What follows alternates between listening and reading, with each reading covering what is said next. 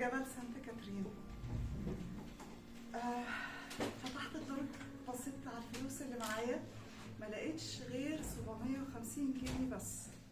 قلت مش مشكلة، أنا هحاول أظبط الدنيا وإن شاء الله هنبسط في السفرية دي. هقضي ليلتين هناك وهرجع. كنت حاسة إن أنا عايزة أبعد عن دوشة المدينة، أبعد. بصراحة كنت عايزة أهرب من نفسي. حضرت شنطتي، شنطة ظهر، رحت ركبت الأتوبيس. كان اخترت أرخص أتوبيس موجود في القاهرة وركبته. كان كله عمال وكان فيه 2 أجانب بس موجودين. حطيت الهيدفون في وداني واخترت المزيكا، الأغاني اللي بتتكلم عن السفر، وقعدت أقرأ الكلمات بتاعت الأغنية وأنا عمالة أبص على الطريق. كل ما الأتوبيس بيجري كل ما كنت بحس إن أنا كمان مشاكلي بجري منها، بهرب من المدينة، بهرب من دماغي، بهرب من الأصوات العالية الكتير اللي بتبقى في دماغي، اللي بتعلى كل شوية بأفكار كتير بتضايقني.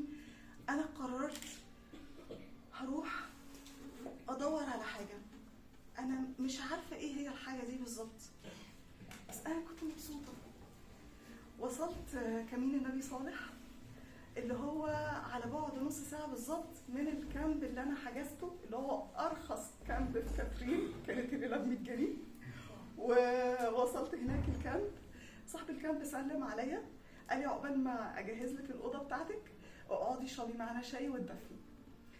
دخلت الاستراحة لقيت عرب على أجانب على مصريين، كلنا عاملين دايرة كده حوالين النار، وكانت الدنيا دافية قوي قوي، وكلنا مقربين كده وبنشرب شاي بالمرمرية، حط لي في كوباية صغيرة.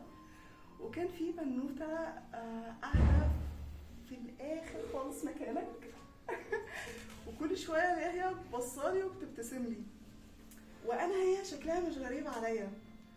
فبعدين لقيتها جت قامت وقعدت جنبي وقالت لي هو انتي مش ريهام؟ قلت لها ايوه انا. قالت لي مش انتي اللي بتصوري اسكندريه شوارع اسكندريه بقى وشارع فؤاد وعندك اللي هي الصفحه بتاعتك؟ قلت لها اه.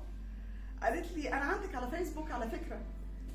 فقلت لها ده كانوا بيقولوا ان اسكندريه اوضه وصاله. فانا بجد مبسوطه بالفرصه دي وقعدنا نحكي في حاجات كتير قوي، وهي كانت رايحه دهب وانا قلت لها لا انا هطلع على جبل سانت كاترين. بعد الصدفه الجميله دي رحت الاوضه. اليوم ده كان درجه الحراره -8 وانا كنت مش متجمده، انا كنت خايفه ان انا احرك صوابعي تتكسر من كتر البرد، بس كنت مبسوطه. طالما انا مبسوطه مش مشكله، يعني ان شاء الله يحصل اي حاجه. حاولت اتدفى بكل البطاطين اللي كانت موجوده في الاوضه. وبعد كده الساعه 9 الصبح صحيت، رحت لصاحب الكامب، قلت له انا عايزه اطلع الجبل، بس الفلوس مش كتير معايا قوي، فممكن تطلعني مع فوق. قال لي في فوق روسي هيطلع، هو عباره عن ولد وبنت بس، فانتي ممكن تطلعي معاهم. وسلمت على البدوي اللي هو هيطلعنا الجبل.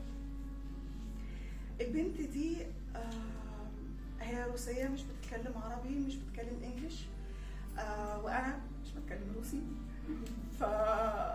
بس كان في وسيلة تواصل جميلة جدا جدا ما بيننا، علمتني ان انا اخد بالي من وسيلة التواصل الانسانية. هي لقيتها هي واخوها، بسم الله اكبر، سبرنت طالعين، واحنا ما كناش طالعين طريق الدير العادي، لا احنا كنا طالعين من طريق صعب جدا جدا، وانا عماله اطلع بايديا وبرجليا حرفيا، وعماله انهج واستنى كتير جدا، والبدوي طالع بيجري. هو طبعا خلاص يعني ده الطبيعي بتاعه، بس انا لاحظت ان هي كل شويه لما انا اغيب عن نظرها تفضل واقفه بصالي من غير اي تعبير على وشها تماما. بعد كده تلاقيني قربت منها تروح مكمله الطريق. فضلت تعمل الموضوع ده وصلنا القمة. أنا كنت ممتنة ليها جدا جدا جدا، وكنت عايزة أقول لها شكرا، بس يمكن ابتسامتي ليها طول ما أنا بطلع أظن دي كمان من وسائل التواصل الإنسانية اللي أنا كنت حابة إن أنا أعبر بيها عن امتناني ليها. لما وصلت القمة كان وقت الغروب.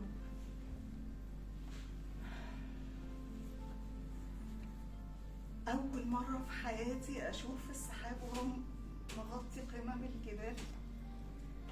أول مرة في حياتي أشوف التلج وهو بينزل من السماء. كانت ندف تلج صغيرة كده كانت تنزل على إيدي وعلى وشي.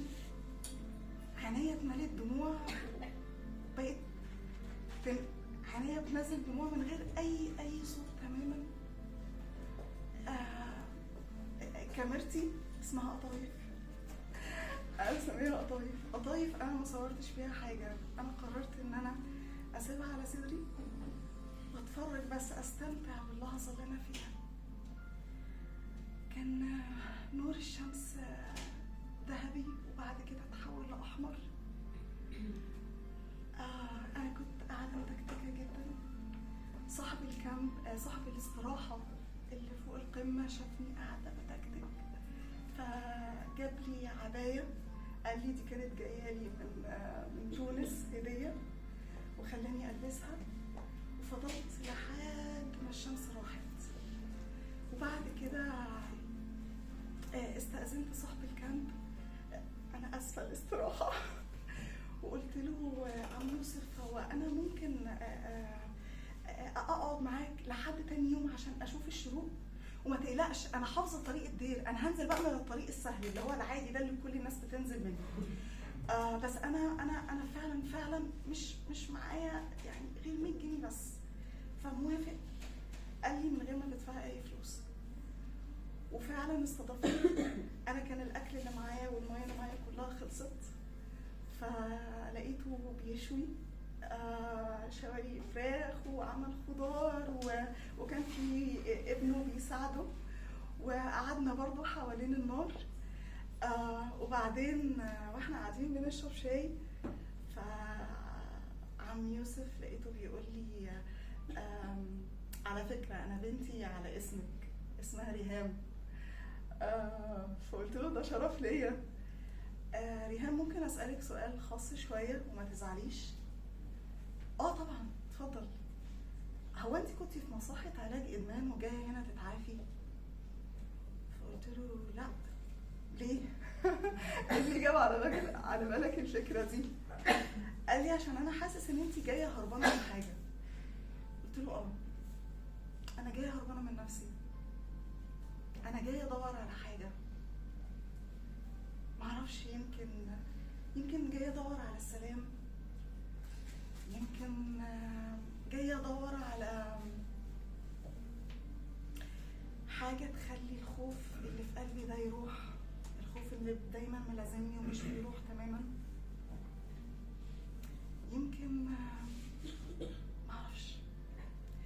قال لي مشكلتكم اهل المدينة ان انتوا دايما بتفكروا في امبارح ودلوقتي وبكرة، وبتحطوا خطط كتير جدا جدا، بتعملوا دوشة في دماغكم. ريهام انت هنا ودلوقتي وبس، فعيشي في هنا ودلوقتي وبس. يلا تصبحي على خير. عايزة تطلعي بره تصوري النجوم، عايزة اي حاجة براحتك. لو راحت عليكي نومة هصحيكي عشان تشوفي الشروق. انا خدت العباية زي ما هي كده وطلعت قعدت اتفرج على النجوم، وبرضو ما همنيش ان انا اصور تماما خالص. وفي حضن الجبل صليت ركعتين لله وقعدت اناجي الله سبحانه وتعالى. وبعدين فضلت سهرانة لحد ما الشمس بدأت تطلع بالراحة واحدة واحدة، والسحاب برضو لسه مغطي القمم. كان في ولد عمل حركة لطيفة جدا، اللي هو اللي كان بيساعد عم يوسف. قال لي انا هعمل لك مفاجأة صغيرة يا ريت تعجبك.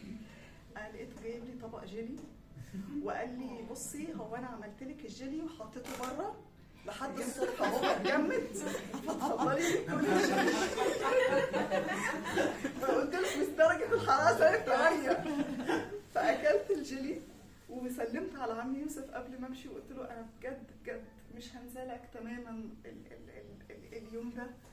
وكان يعني قال لي هاتي رقم تليفونك اطمن عليكي اول ما ترجعي اسكندريه وطمنيني عليكي اول باول.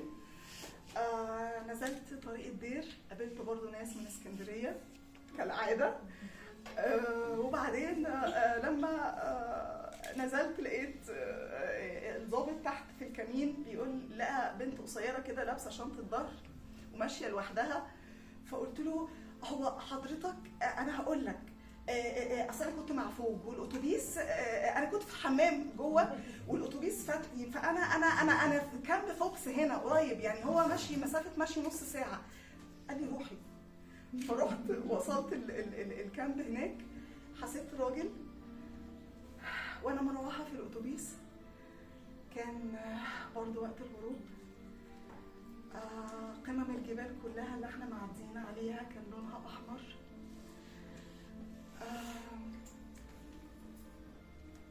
هو انا لقيت اللي انا كنت بدور عليه، انا لقيت ريهام اللي انا كنت بدور عليها. انا شفت ربنا في كل حاجه، شفت ربنا في التواصل الانساني اللي حصل مع واحده في روسيا ما نعرفش بعض تماما بس طمنتني وضيعت الخوف من جوايا اللي تؤمنهم في الجبل. شفت ربنا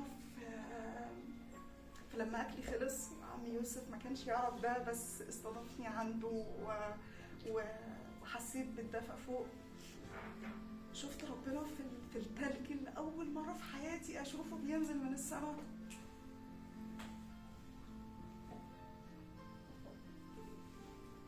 في حاجات كده مشاعر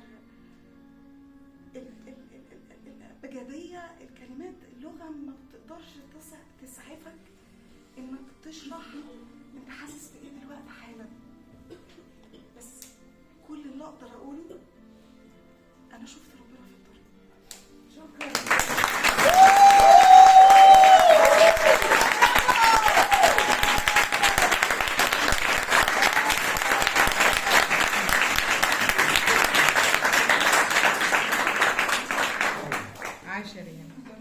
عيش حب الناس وعيش تلقى الناس بيقول فاتحة قلوبها فوق حب ما تتنسيش دوق سافر في القلوب دور في الزحام هتدوب الآلام والأحلام تعيش. وازاي يا دنيا ما شفتكيش قبل النهارده ما عشتكيش انا كنت مين وفين وليه وازاي زماني ما حسكيش. ازاي يا دنيا ما شفتكيش قبل النهارده ما عشتكيش انا كنت مين وفين وليه وازاي زماني ما حسكيش.